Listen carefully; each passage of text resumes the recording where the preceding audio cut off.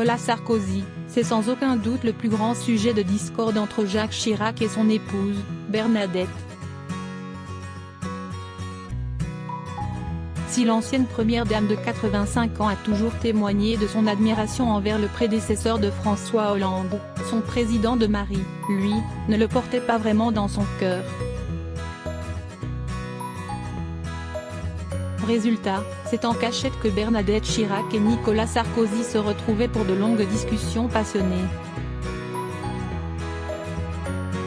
C'est du moins ce dont avait fait part l'ex-leader de 64 ans, lors de son passage dans Une ambition intime, le 9 octobre 2016. J'avais Chirac qui me tapait dessus et Bernadette qui me soutenait.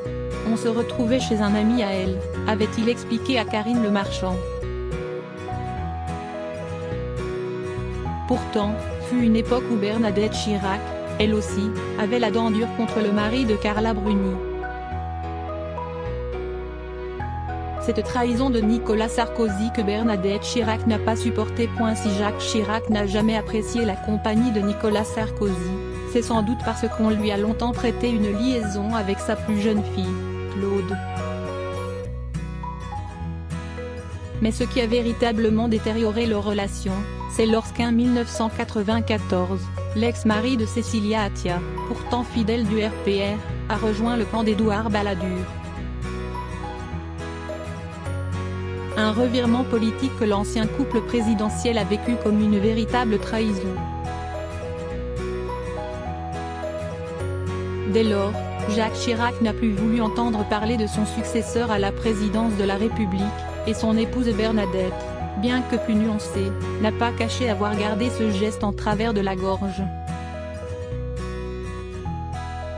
Dans le livre Bernadette Chirac, Les secrets d'une conquête, Bayard, d'Erwan Lelewey, dont Paris Match dévoile les bonnes feuilles, on apprend ainsi la violente phrase qu'aurait prononcée la maman de Claude, Laurence et Anne Dao au moment de découvrir la trahison de celui qu'elle pensait être son ami.